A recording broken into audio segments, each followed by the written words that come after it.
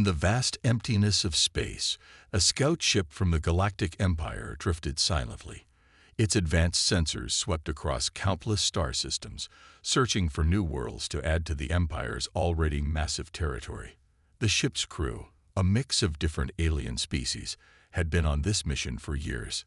They were tired and bored, expecting to find nothing of interest in this remote part of the galaxy. Suddenly, alarms blared throughout the ship. The captain, a tall, blue-skinned alien named Zax, rushed to the bridge. "What's happening?" he demanded. The sensor operator, a small, tentacled creature, waved its limbs excitedly. "Captain, we found something incredible," it squeaked. On the main screen, a beautiful blue and green planet appeared. It was the third planet from a yellow star, spinning slowly in the blackness of space. Zax's eyes widened as he realized what they had stumbled upon: a life-bearing world. "Run a full scan," Zax ordered. The crew quickly obeyed, and soon data began pouring in. The planet was teeming with life. Billions of creatures called it home. But what truly shocked the Imperial scouts was the level of technology they detected.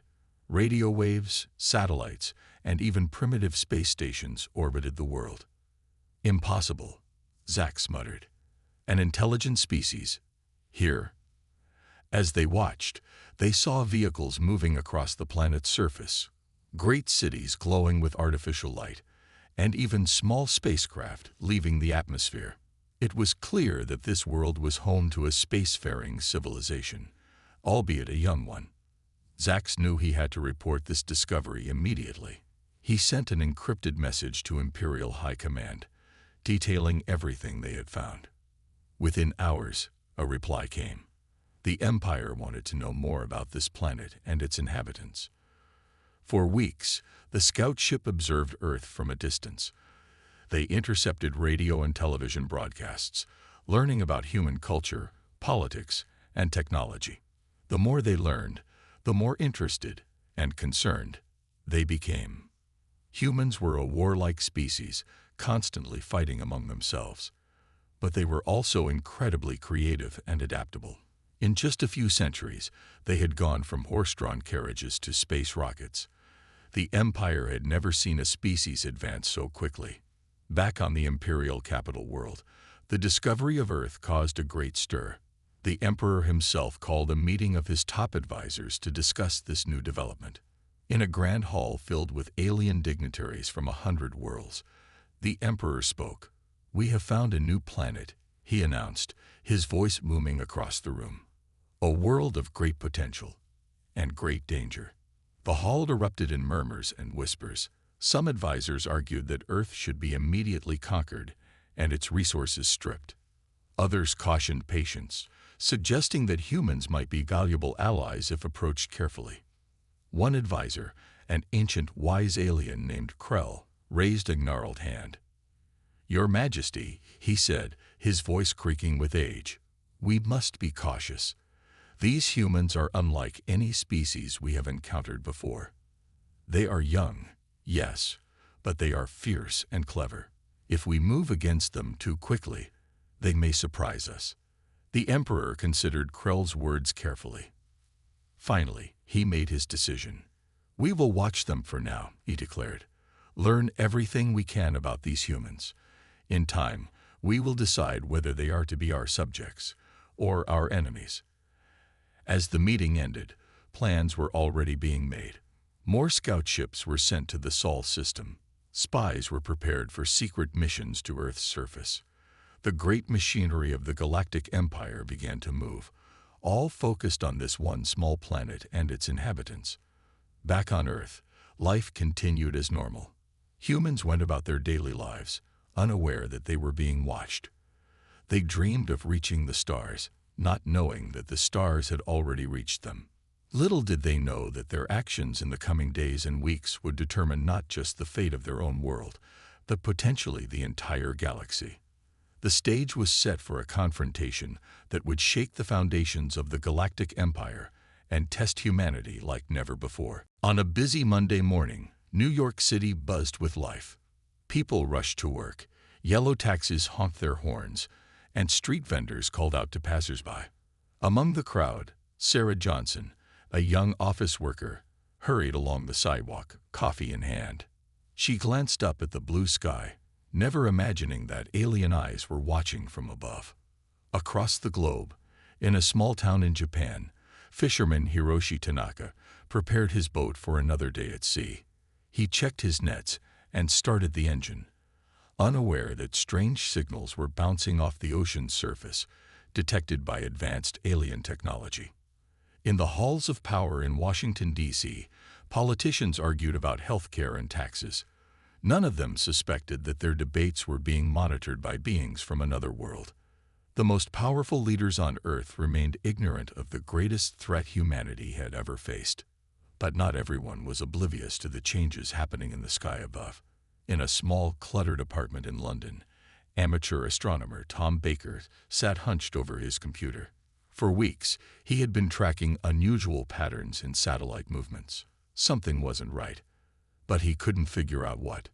Tom's fingers flew across the keyboard as he analyzed the data. "This doesn't make sense," he muttered to himself. The satellites were moving in ways that defied normal orbits. It was as if something was interfering with them. Excited and a little scared, Tom reached out to his online community of space enthusiasts. "Guys, I think I've found something big," he typed. "Check out these satellite tracks. Have you ever seen anything like this?" Responses flooded in. Some dismissed Tom's findings as a glitch or a mistake. Others were intrigued and began their own observations. A heated debate broke out in the forum. Meanwhile, in a top-secret facility deep in the Nevada desert, Dr. Emily Chen stared at her computer screen in disbelief. As part of a classified government project searching for extraterrestrial intelligence, she had detected strange signals coming from the edge of the solar system. "This can't be right," she said, running the analysis again. But the results were the same. The signals were unlike anything she had ever seen before. They were too structured to be natural, too alien to be human. With shaking hands, Dr. Chen picked up the phone to call her superior. "Sir," she said when he answered, "I think we need to talk. I found something unusual." Within hours, a secret meeting was convened at the Pentagon. Military leaders and scientists gathered to discuss Dr. Chen's discovery. The room was tense as she presented her findings. "Based on these signals," Dr. Chen explained, pointing to a chart, "we believe there may be a large number of objects entering our solar system. Their movement and energy signatures don't match any known spacecraft or natural phenomena." A general leaned forward, his face grim. "Are you saying we're looking at a potential alien invasion, Doctor?" Dr. Chen hesitated. "I'm saying it's a possibility we can't ignore, sir." The room erupted into chaos. Some officials demanded immediate action, while others cautioned against jumping to conclusions. In the end, it was decided to keep the information classified to prevent public panic. As the meeting broke up, no one noticed a janitor quietly slipping out of the room. He hurried to a secluded spot and pulled out a hidden communicator. "They know," he whispered into the device. "The humans have detected our approach." Back in London, Tom Baker's online post had gone viral. Conspiracy theorists latched onto his data, claiming it was proof of everything from secret government projects to an impending apocalypse. Mainstream media picked up the story, treating it as a quirky internet phenomenon. On a popular morning show, a smiling host interviewed a skeptical scientist. "So, Professor, what do you make of these claims of alien satellites?" The scientist chuckled. "It's nonsense, of course. Just another internet hoax. People see patterns where none exist. I can assure you, if aliens were visiting Earth, we would know about it." As the interview aired, millions of viewers nodded along, reassured.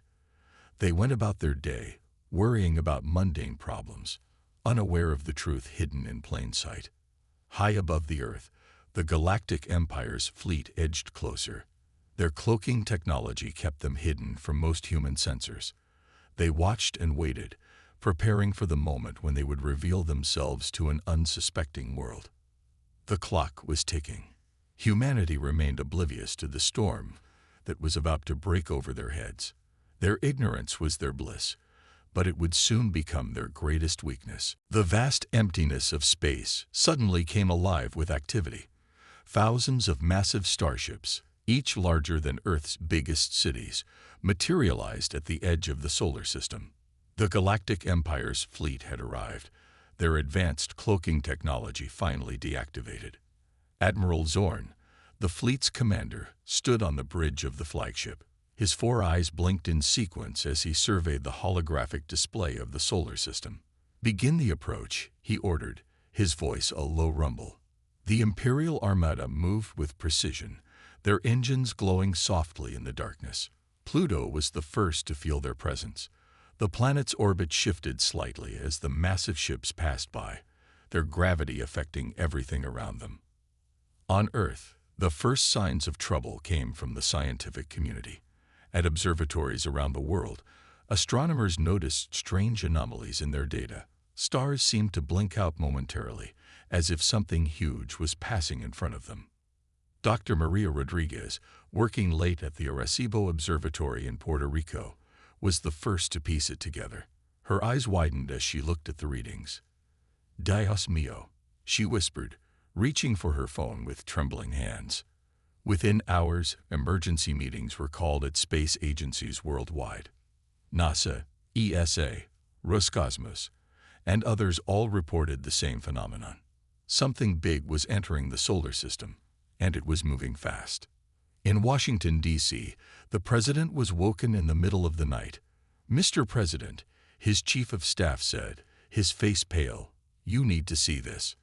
As dawn broke over different parts of the world, people began to notice changes in the sky. The moon looked slightly out of place, its orbit altered by the approaching fleet. Tides behaved strangely, confusing sailors and coastal residents alike. Social media exploded with photos and videos of the unusual sky. Hashtags like #WeirdMoon and #SkyChange trended globally. Most people treated it as a curiosity, sharing memes and jokes about the end of the world. But in secret military bases and government facilities, the mood was anything but light. The most advanced sensors on and off Earth were now picking up clear signs of the alien fleet. Radar stations detected objects larger than anything humans had ever built, moving at impossible speeds. Admiral Zorn watched with amusement as Earth's primitive defenses scrambled to respond. "Prepare the communication array," he commanded. "It's time to introduce ourselves to these humans."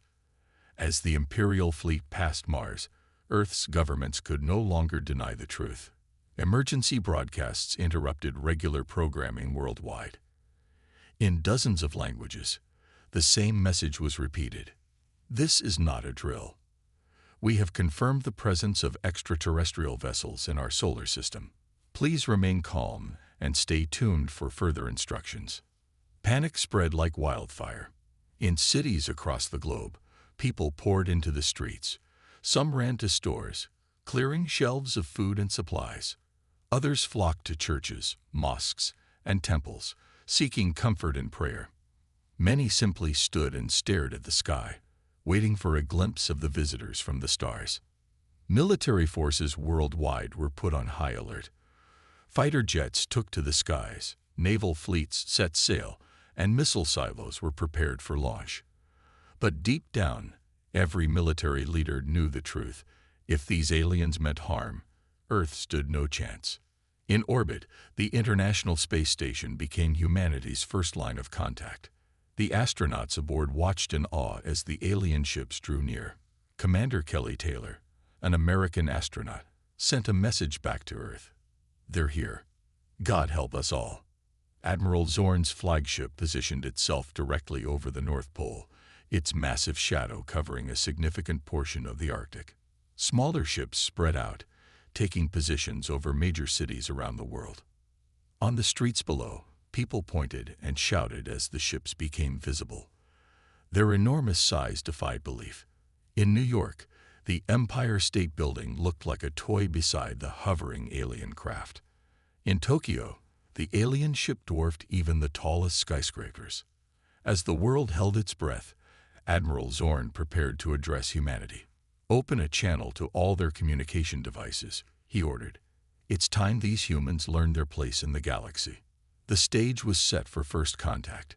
Humanity, still reeling from the shock of the alien arrival, braced itself for whatever came next. The future of Earth hung in the balance as the Galactic Empire made its presence known to all. As the enormous alien ships loomed over Earth's major cities, the initial shock gave way to frantic activity. World leaders, who had spent centuries fighting among themselves, now faced a common threat that dwarfed all previous conflicts. In an unprecedented move, the United Nations convened an emergency session. Representatives from every nation gathered in New York, their usual disagreements set aside in the face of potential annihilation. "We must stand united," declared the Secretary General, her voice steady despite the fear in her eyes. "The future of our species depends on it." Meanwhile, in secret bunkers and hidden facilities around the world, scientists and engineers worked tirelessly. Their mission: to upgrade Earth's defenses and find any weakness in the alien technology. Dr. Yuki Tanaka, a brilliant physicist from Japan, led a team trying to reverse engineer the aliens' energy shields. They studied the faint shimmer around the ships, running simulation after simulation. "If we can disrupt their shields," Dr. Tanaka explained to military officials, "we might have a chance." In Silicon Valley, tech giants redirected all their resources to the war effort. Social media platforms became emergency communication networks. Smartphone companies repurposed their devices to detect and report alien activity. Sarah Chen, a young programmer, worked day and night on an app that could coordinate global resistance. "We need every human on Earth to be our eyes and ears," she said, her fingers flying over the keyboard. Underground, in hardened bunkers, military strategists planned Earth's defense. They knew their weapons were primitive compared to the alien technology, but they hoped human ingenuity and the home field advantage might even the odds. General Marcus Williams, a grizzled veteran, addressed his international team. "We may be outgunned," he growled, "but we will not go down without a fight. Each of you represents the best of humanity. Together, we will find a way." As the military prepared, ordinary citizens took action in their own ways. In small towns and big cities, people organized. They stockpiled supplies, created community shelters, and formed neighborhood watch groups. Maria Gonzalez, a schoolteacher in Mexico City, turned her classroom into a command center. "We must be ready," she told her neighbors as they fortified the school. "For our children, for our future."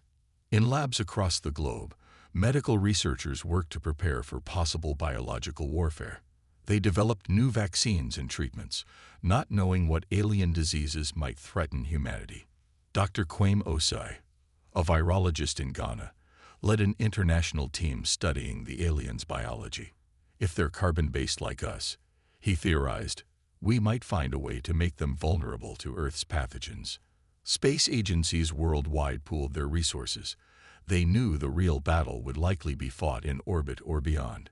Engineers worked to retrofit every available spacecraft with weapons. Astronaut Lai Wei, training in a simulator, practiced evasive maneuvers. "We may be behind in technology," she said, wiping sweat from her brow.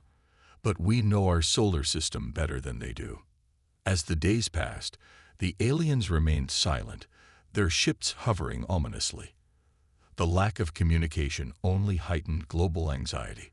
People looked to the sky with a mixture of fear and defiance. In Washington, D.C., the president addressed the nation and the world.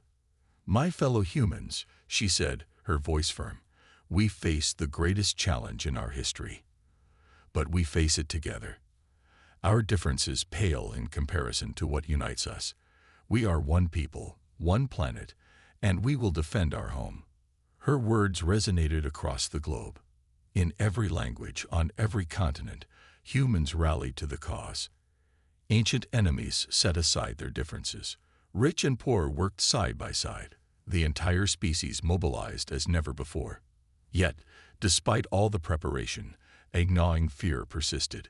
Would it be enough? Could humanity, with its limited technology and resources, stand against a galactic empire? As the sun set on another day of feverish activity, people everywhere looked up at the alien ships. They knew that soon, for better or worse, Earth would make its stand.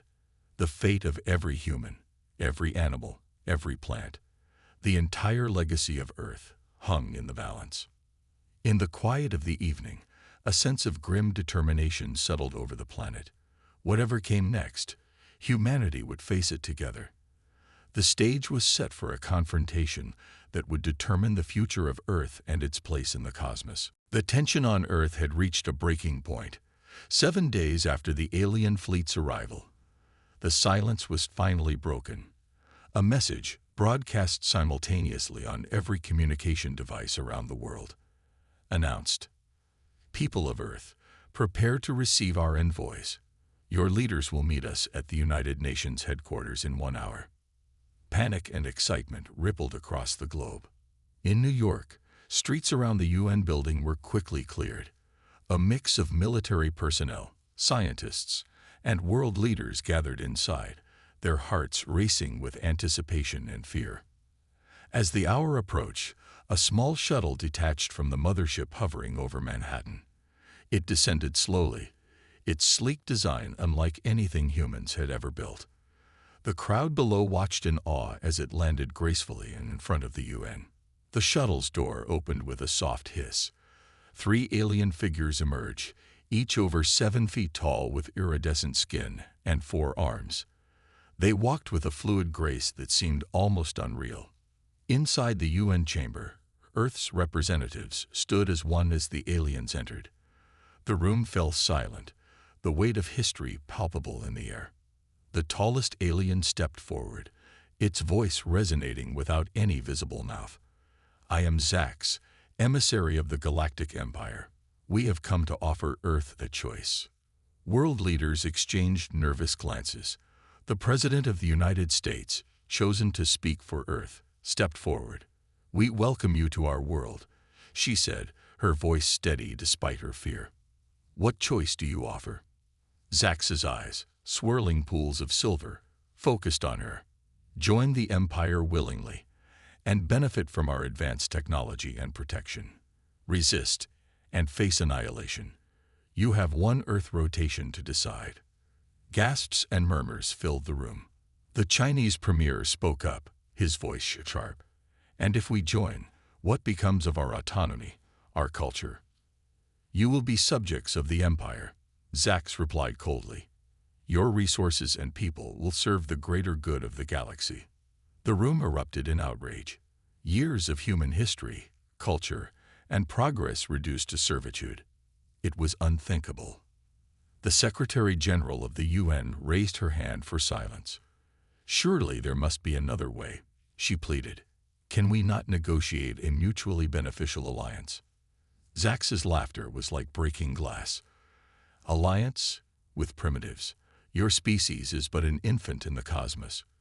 You should be grateful for this opportunity." As the implications sank in, a young diplomat from Kenya stood up.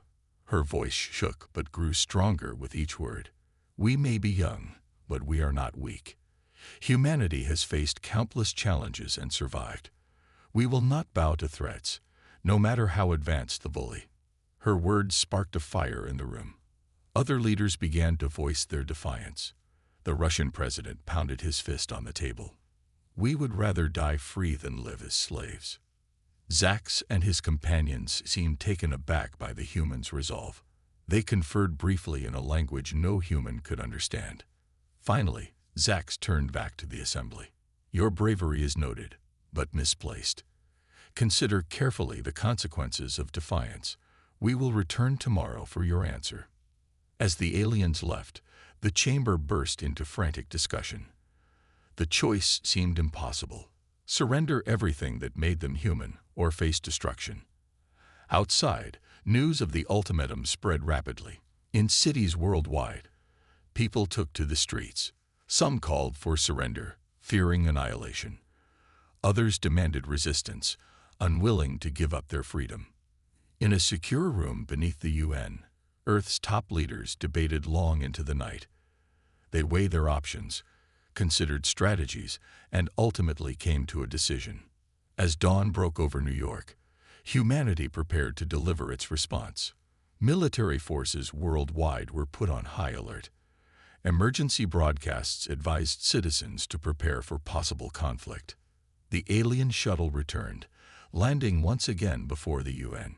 This time, it was met not with awe, but with grim determination. Earth's chosen representative stepped forward, flanked by leaders from every continent. With cameras broadcasting to every corner of the globe, she delivered humanity's answer. We, the people of Earth, have a message for your empire. We will not surrender. We will not serve. This is our home, and we will defend it with everything we have. This is not just our choice, but our warning to you. Underestimate us at your peril. Earth is not yours to take. The gauntlet had been thrown. Humanity had made its stand. Now they could only wait to see how the Galactic Empire would respond to their defiance. The alien envoys' faces remained impassive as they received Earth's defiant message. Without a word, they turned and boarded their shuttle, leaving behind a tense silence. As the small craft ascended towards the mothership, humanity held its breath, waiting for the Empire's response. They didn't have to wait long. Within minutes of the shuttle docking, the massive alien ships began to move. Their smooth hulls gleamed in the sunlight as they spread out across the globe, taking up strategic positions. In mission control centers worldwide, radar operators watched in horror as thousands of smaller craft poured out from the larger ships. "They're launching fighters," shouted a technician at NASA, her voice cracking with fear. The first strikes came without warning. Beams of intense energy lanced down from the sky, targeting military installations and communication centers. The Empire's strategy was clear: cripple Earth's defenses and isolate its population. In Washington, D.C., the Pentagon shook as alien weapons fire rained down. General Williams barked orders from the command center, his face illuminated by flashing red emergency lights. "Launch all fighters. Activate missile defense systems." Across the globe, humanity's military forces scrambled to respond. Fighter jets roared into the sky, their pilots knowing they were likely flying to their doom. Navy ships fired salvos of missiles at the alien craft, most exploding harmlessly against advanced shields. But humanity's preparations weren't entirely in vain. In a secret facility in the Urals, Russian scientists activated a prototype electromagnetic pulse weapon. A massive burst of energy erupted from the mountain, temporarily disabling a cluster of alien fighters. They fell from the sky like stones, crashing into the forests below.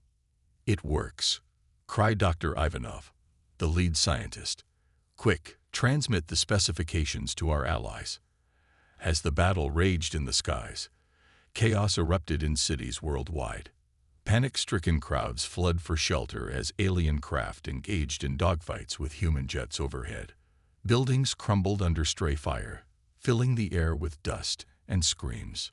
Yet amidst the terror, there were moments of incredible bravery.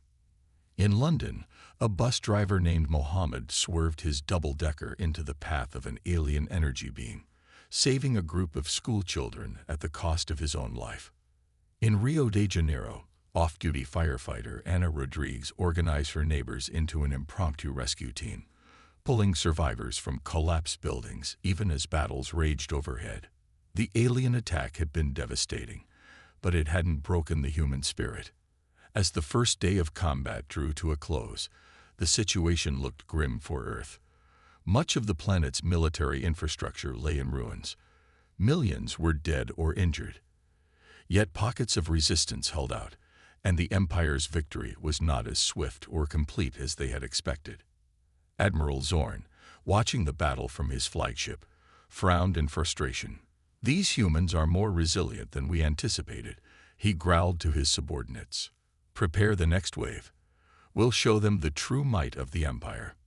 But even as Zorn planned his next move, humanity was adapting. In hidden bunkers and makeshift labs, scientists and engineers worked feverishly, analyzing alien technology from downed fighters and refining Earth's defenses. Dr. Yuki Tanaka's team made a breakthrough, developing a frequency that could disrupt the aliens' energy shields for brief moments. "It's not much," she said, her eyes bloodshot from sleepless nights, "but it might give our weapons a fighting chance." Meanwhile, hackers from around the world launched a coordinated cyber attack on the alien fleet. They couldn't penetrate the advanced systems fully, but they managed to introduce just enough chaos to buy Earth's forces some precious time. As dawn broke on the second day of the invasion, humanity prepared for another round of battle. The odds were stacked against them, but they refused to give up. In trenches and tanks, in jets and jalopies converted to fighting vehicles, humans readied themselves to face the Empire's next assault. The fate of Earth hung in the balance. The Empire's technological superiority was overwhelming, but humanity's spirit remained unbroken. As the alien ships descended for another attack, the people of Earth steeled themselves for the fight of their lives. The battle for humanity's future was far from over. Against all odds, Earth was proving that even a galactic empire could be surprised by the tenacity and ingenuity of a species fighting for its very existence. As the sun rose on the third day of the invasion, the battered remnants of Earth's military prepared for what they believed might be their final stand. But unknown to the Galactic Empire, humanity had one last card to play. In a secret underground facility beneath the Antarctic ice, a team of international scientists put the finishing touches on Project Phoenix. Dr. Elena Volkov, the project's lead, looked at her colleagues with grim determination. "It's now or never," she said, her voice echoing in the cavernous lab. Project Phoenix was humanity's ultimate weapon, a device that could generate a massive electromagnetic pulse, powerful enough to affect the entire planet. It was risky, untested, and could potentially fry every electronic device on Earth. But faced with annihilation, it was a risk they had to take. As alien ships began their next wave of attacks, Dr. Volkov activated the device. For a moment, nothing seemed to happen. Then, a wave of invisible energy burst forth, spreading rapidly across the globe. In the skies above, alien fighters suddenly lost power, plummeting to the ground. The massive motherships shuddered, their lights flickering as systems failed. On the ground, human technology also went dark, but they were prepared for this. Admiral Zorn, aboard his flagship, watched in disbelief as his fleet's systems crashed. "Impossible," he roared, his 4 eyes wide with shock. How could these primitives possess such technology? With the aliens temporarily disabled, humanity launched its counterattack. Pilots in specially shielded aircraft took to the skies, engaging the now vulnerable alien fighters. On the ground, soldiers armed with EMP-resistant weapons stormed fallen alien craft, determined to capture their advanced technology. In New York, a group of civilians led by Sarah Chen, the programmer who had developed the Resistance app, used the confusion to infiltrate a grounded alien ship. "Remember the plan," Sarah whispered to her team as they navigated the alien corridors. "We need to access their central computer." Across the globe, similar scenes played out as humans seized the opportunity to strike back. In Moscow, a team of hackers led by Dmitry Volkov, Dr. Volkov's brother, worked furiously to penetrate the aliens' now vulnerable systems. "We're in," Dmitry shouted triumphantly, gaining access to the Empire's communication network. As the battle raged, Dr. Tanaka's team in Japan made another breakthrough. Using data from the captured alien technology, they managed to replicate the Empire's energy shields. "Quick, transmit the specs to all remaining military bases," Dr. Tanaka ordered, her hands shaking with excitement. Hours passed, and slowly the tide began to turn. Human forces, though outnumbered, fought with a ferocity that surprised the Imperial troops. Every street became a battleground, every human a potential soldier. In orbit, astronaut Lai Wei led a daring mission to disable the Empire's main communication satellite. Her small craft, retrofitted with stolen alien tech, weaved through debris as she approached her target. "For Earth," she whispered, launching her payload. The explosion lit up the sky, visible even from the ground. With their communication network in chaos, the Imperial forces began to lose coordination. Back in Antarctica, Dr. Volkov and her team worked tirelessly to maintain the EMP field, knowing that if it failed, the aliens would quickly regain their advantage. "We need to hold out just a little longer," she encouraged her exhausted colleagues. As the battle entered its second day, signs of hope began to emerge. More alien ships fell from the sky, brought down by a combination of human ingenuity and captured technology. The Empire's ground forces, cut off from their command, found themselves outmaneuvered by humans fighting on familiar terrain. Admiral Zorn, watching his invasion crumble, faced a difficult decision. The humans had proven far more formidable than anyone had anticipated. Continuing the fight would cost the Empire dearly. In a secure bunker, Earth's leaders received an unexpected transmission. Admiral Zorn's face appeared on the screen, his expression a mixture of anger and grudging respect. "Humans," he began, "you have fought with a valor we did not think possible. The Empire offers a ceasefire. We will withdraw our forces if you agree to negotiations." The room erupted in cheers and tears of joy. Humanity had done the impossible. They had fought the Galactic Empire to a standstill. As news of the ceasefire spread, people emerged from shelters, embracing each other in the streets. The war had exacted a terrible toll, but Earth had survived. More than that, they had earned the respect of a galactic power. The future remained uncertain, but one thing was clear. Humanity would meet it on their own terms, as equals among the stars. The Galactic Empire had set its sights on Earth, but in doing so, they had awakened a sleeping giant. Humanity was ready to take its place in the cosmos.